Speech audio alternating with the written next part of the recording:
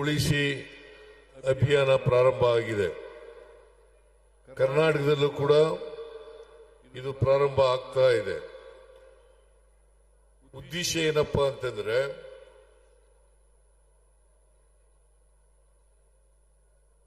ಚಳಿಗಾಲದ ಅಧಿವೇಶನದಲ್ಲಿ ಕೇಂದ್ರದಲ್ಲಿರ್ತಕ್ಕಂಥ ಭಾರತೀಯ ಜನತಾ ಪಕ್ಷದ ಸರ್ಕಾರ ಮನ್ರೇಗಾವನ್ನ ರದ್ದು ಮಾಡಿ ಆ ಜಾಗದಲ್ಲಿ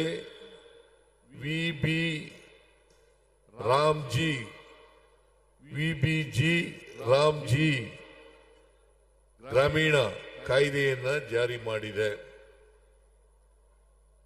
ಈ ಮನ್ರೇಗಾ ಕಾಯ್ದೆಯನ್ನ ರದ್ದು ಮಾಡಬೇಕಾದಂತ ಅಗತ್ಯ ಇರಲಿಲ್ಲ.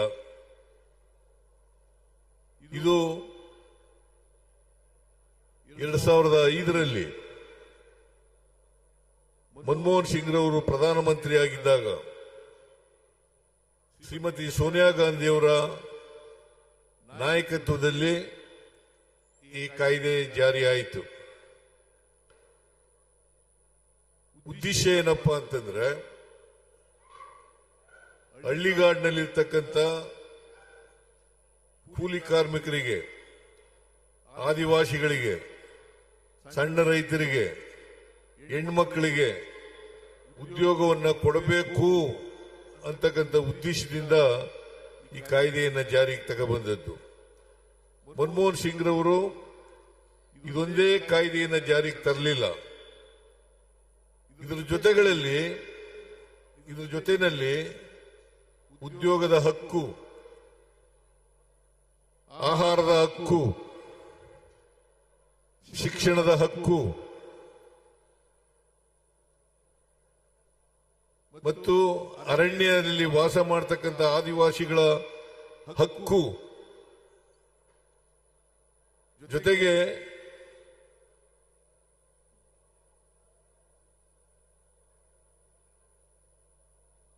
ಈ ಇನ್ಫಾರ್ಮೇಶನ್ ಹಕ್ಕು ಇದನ್ನು ಕೂಡ ಜಾರಿಗೆ ತಗೊಬಂದಿದ್ರು.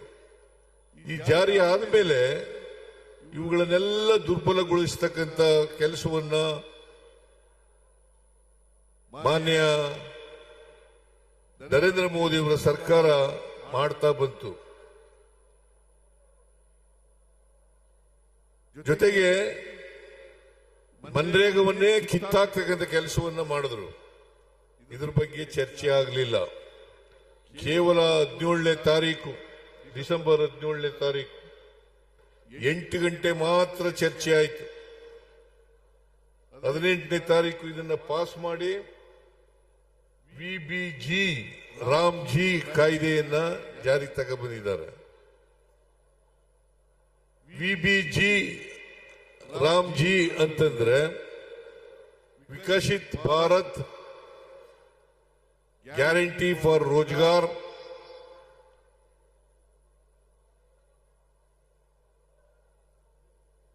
ಅಜೀವಿಕ್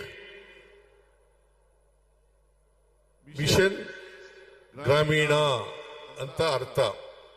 ಈ ಕಾಯ್ದೆಯನ್ನ ಜಾರಿಗೆ ತಂದಿರತಕ್ಕಂಥದ್ದು.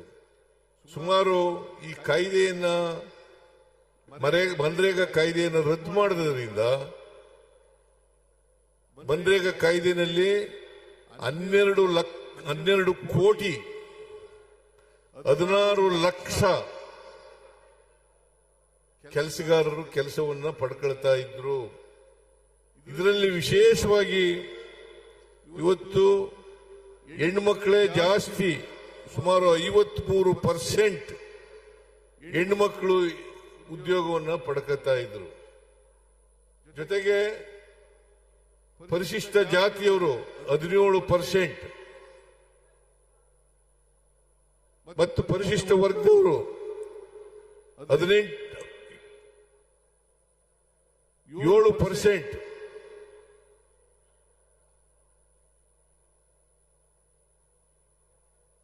ಅಲ್ಲ 11%, ಒಟ್ಟು 28% ಪರಿಶಿಷ್ಟ ಜಾತಿ, ಪರಿಶಿಷ್ಟ ವರ್ಗ ಇವರು ಪಡ್ಕೊಳ್ತಾ ಇದ್ರು. ಇದನ್ನ ಇವತ್ತು ಕಿತ್ಕೊಳ್ತಕ್ಕಂಥ ಕೆಲಸವನ್ನ ಮಾಡ್ತಾ ಇದ್ದಾರೆ. 20 ವರ್ಷಗಳಿಂದ ಕಾಯ್ದೆ ಜಾರಿಯಲ್ಲಿತ್ತು, ಮನ್ರೇಗಾ ಕಾಯ್ದೆ. ಮಹಾತ್ಮ ಗಾಂಧೀಜಿಯವರ ಹೆಸರು ಯಾಕೆ ಇಟ್ಟಿದ್ರಪ್ಪ ಅಂತಂದ್ರೆ, ಗ್ರಾಮೀಣ ಪ್ರದೇಶಗಳ ಅಭಿವೃದ್ಧಿ ಆಗದೇನೆ ರಾಷ್ಟ್ರದ ಅಭಿವೃದ್ಧಿ ಆಗಲ್ಲ ಅಂತಕ್ಕಂಥದ್ದು ಮಹಾತ್ಮ ಗಾಂಧೀಜಿಯವರು ಹೇಳಿದಂತ ಮಾತು. ಅದಕ್ಕೋಸ್ಕರ ಇದು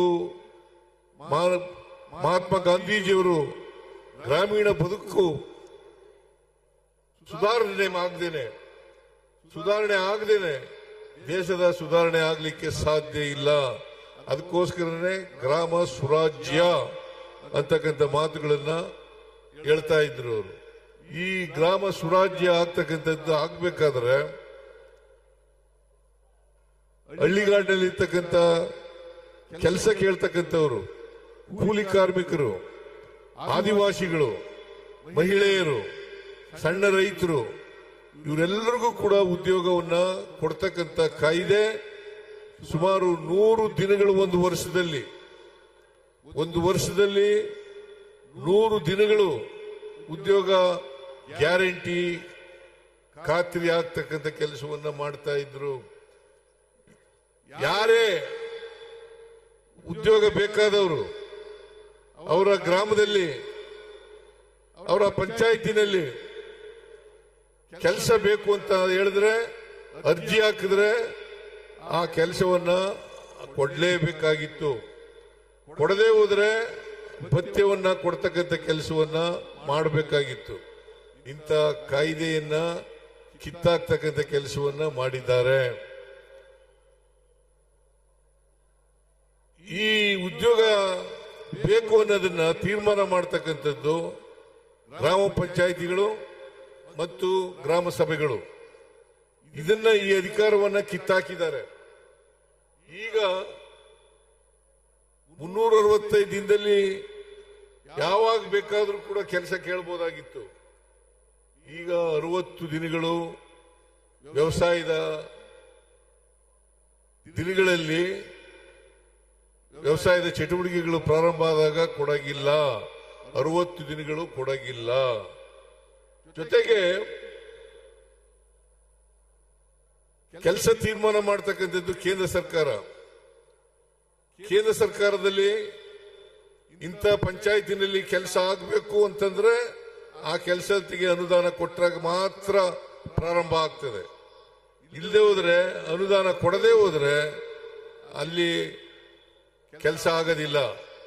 ಆದ್ರಿಂದ ಉದಾಹರಣೆಗೆ ನಮ್ಮ ಪಂಚಾಯತಿನಲ್ಲಿ ಕೆಲಸ ಕೊಡ್ತೀವಿ ಅಂತ ಹೇಳ್ತೀವಿ, ಕೇಂದ್ರ ಸರ್ಕಾರ ತೀರ್ಮಾನ ಮಾಡಿದ್ರೆ ನಮ್ಮ ಪಂಚಾಯತಿನಲ್ಲಿ ಕೆಲಸ ಆಗಬಹುದು. ಅಥವಾ ನಿಮ್ಮ ಪಂಚಾಯತಿನಲ್ಲಿ ಕೆಲಸ ಇಲ್ಲ ಅಂತಂದ್ರೆ ಕೆಲಸ ಇಲ್ಲ. ಒಂದ್ ಕಡೆ ಗ್ರಾಮ ಪಂಚಾಯತಿನಲ್ಲಿ ಕೆಲಸ ಕೊಡಬೇಕು, ಇನ್ನೊಂದು ಪಂಚಾಯತಿನಲ್ಲಿ ಗ್ರಾಮ ಪಂಚಾಯತಿನಲ್ಲಿ ಕೆಲಸ ಇರೋದಿಲ್ಲ.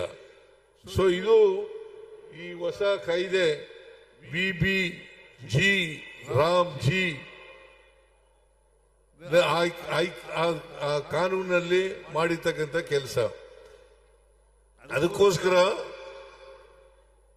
ನಾವು ಮನ್ರೇಗವನ್ನೇ ಮುಂದುವರಿಸಬೇಕು ಅಂತಕ್ಕಂಥದ್ದು ಕಾಂಗ್ರೆಸ್ ಪಕ್ಷದ ತೀವ್ರ ಒತ್ತಡ ಅಂತಕ್ಕಂಥ ಮಾತುಗಳನ್ನ ಈ ಸಂದರ್ಭದಲ್ಲಿ ಹೇಳಲಿಕ್ಕೆ ಬಯಸ್ತಾ ಇದ್ದೇನೆ. ಜೊತೆಗೆ ನಮ್ಮ ಮನ್ರೇಗಾ ಕಾಯ್ದೆನಲ್ಲಿ ಕಾಂಟ್ರಾಕ್ಟ್ಗಳಿರಲಿಲ್ಲ. ಈಗ ಅಪರೋಕ್ಷವಾಗಿ ಕಾಂಟ್ರಾಕ್ಟ್ಗಳು ಬರ್ತಾರೆ ಅಂತಕ್ಕಂಥ ಮಾತುಗಳನ್ನ ಈ ಸಂದರ್ಭದಲ್ಲಿ ನಾವೆಲ್ಲರೂ ಕೂಡ ಜ್ಞಾಪಕ ಇಟ್ಕೋಬೇಕಾಗ್ತದೆ. ಅದರಿಂದ ಈ ಮನ್ರೇಗಾ ಕಾಯ್ದೆನಲ್ಲಿ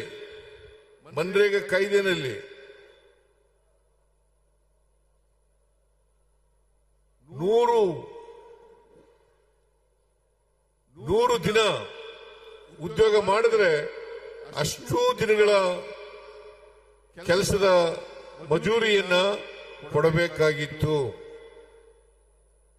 ಸಾಮಗ್ರಿಗಳಿಗೆ ಮಾತ್ರ 10% ಕೊಡ್ತಕ್ಕಂಥ ಕೆಲಸವನ್ನು ಮಾಡ್ತಾ ಇದ್ರು. ಈಗ ರಾಜ್ಯ ಸರ್ಕಾರ 40% ಕೊಡಬೇಕು, ಕೇಂದ್ರ ಸರ್ಕಾರ 60% ಕೊಡಬೇಕು ಅಂತ ಈ ಹೊಸ ಕಾಯ್ದೆನಲ್ಲಿ ಮಾಡಿದ್ದಾರೆ. ಅದರಿಂದ ರಾಜ್ಯ ಸರ್ಕಾರಗಳ ಹಿತ ಕಾಪಾಡೋದ್ರಲ್ಲಿ ಸಂಪೂರ್ಣವಾಗಿ ಕೇಂದ್ರ ಸರ್ಕಾರ ಮರೆತಿದೆ ಅಂತಕ್ಕಂಥ ಮಾತುಗಳನ್ನ ಈ ಸಂದರ್ಭದಲ್ಲಿ ಹೇಳಲಿಕ್ಕೆ ಬಯಸ್ತಾ ಇದ್ದೇನೆ. ಅದರಿಂದ ನಾವು ಈ ಕಾಯ್ದೆಯನ್ನು ಉಳಿಸಬೇಕಾದದ್ದು, ರಕ್ಷಣೆ ಮಾಡ್ಕೋಬೇಕಾಗಿರ್ತಕ್ಕಂಥದ್ದು ಅತ್ಯಂತ ಅವಶ್ಯ, ಅನಿವಾರ್ಯ ಅಂತಕ್ಕಂಥ ಮಾತುಗಳನ್ನ ಈ ಸಂದರ್ಭದಲ್ಲಿ ತಾವೆಲ್ಲರೂ ಕೂಡ ಅರ್ಥ ಮಾಡ್ಕೊಂಡಿದ್ದೀರಿ ಅಂತಕ್ಕಂಥದ್ದು ನನ್ನ ಭಾವನೆ. ಅದರಿಂದ ಇಡೀ ದೇಶದಲ್ಲಿ ಕಾಂಗ್ರೆಸ್ ಪಕ್ಷ ಮನ್ರೇಗಾವನ್ನು ರಕ್ಷಣೆ ಮಾಡಲಿಕ್ಕೋಸ್ಕರ ಅದನ್ನ ಉಳಿಸ್ಕೊಳ್ಳಿಕ್ಕೋಸ್ಕರ ನಾವು ಹೋರಾಟವನ್ನ ಮಾಡ್ತಾ ಇದ್ದೀವಿ ಅಂತಕ್ಕಂಥ ಮಾತುಗಳನ್ನ ಈ ಸಂದರ್ಭದಲ್ಲಿ ಹೇಳಲಿಕ್ಕೆ ಬಯಸ್ತಾ ಇದ್ದೇನೆ. ನಮ್ಮ ಬೇಡಿಕೆಗಳು ಪ್ರಮುಖವಾಗಿ ವಿಕಸಿತ ಭಾರತ್ ರಾಮ್ಜಿ ಕಾಯ್ದೆಯನ್ನು ಸಂಪೂರ್ಣವಾಗಿ ರದ್ದುಗೊಳಿಸಬೇಕು. ಮಹಾತ್ಮ ಗಾಂಧಿ ರಾಷ್ಟ್ರೀಯ ಗ್ರಾಮೀಣ ಉದ್ಯೋಗ ಖಾತ್ರಿ ಯೋಜನೆಯನ್ನ ಮನ್ರೇಗಾವನ್ನ ಮರು ಜಾರಿಗೊಳಿಸಬೇಕು. ಬಹುಶಃ ನಿಮ್ಗೆಲ್ರಿಗೂ ಕೂಡ ಗೊತ್ತಾಗಿದೆ ಅಂತಕ್ಕಂಥದ್ದು ನನ್ನ ಭಾವನೆ. ಆದ್ರಿಂದ ವಿಕಸಿತ ಭಾರತ ರಾಮ್ಜಿ ಕಾಯ್ದೆಯನ್ನು ಸಂಪೂರ್ಣವಾಗಿ ರದ್ದುಗೊಳಿಸಬೇಕು. ಇವು ನಮ್ಮ ಬೇಡಿಕೆಗಳು. ಮಹಾತ್ಮ ಗಾಂಧಿ ರಾಷ್ಟ್ರೀಯ ಗ್ರಾಮೀಣ ಉದ್ಯೋಗ ಖಾತ್ರಿ ಯೋಜನೆಯನ್ನ ಮರು ಜಾರಿಗೊಳಿಸಬೇಕು. ಜನರ ಉದ್ಯೋಗದ ಹಕ್ಕನ್ನು ಪುನರ್ಸ್ಥಾಪಿಸಬೇಕು.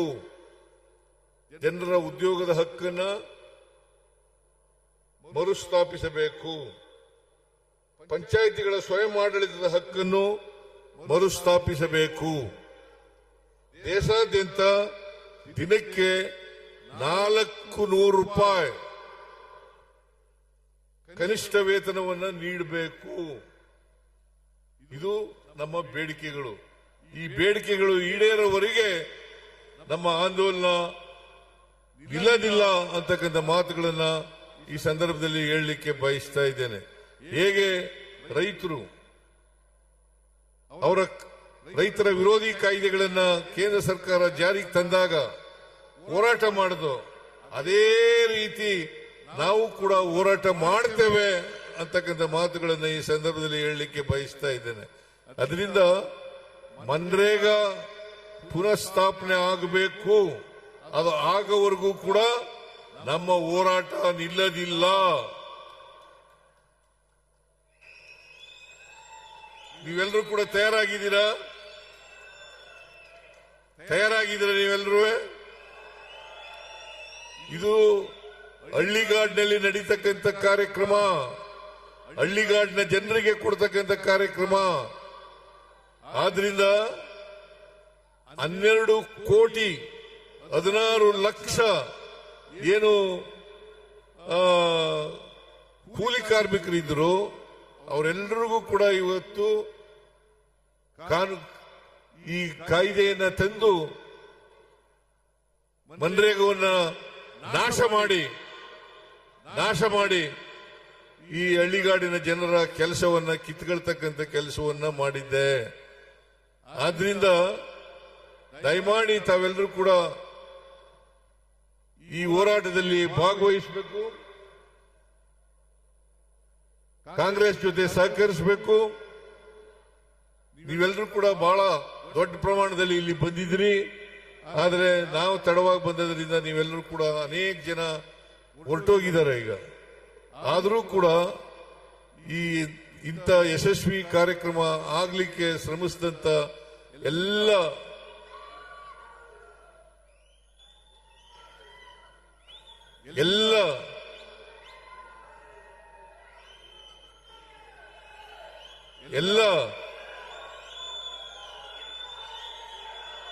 ಉಸ್ತುವಾರಿ ಸಚಿವರಿಗೆ, ಶಾಸಕರಿಗೆ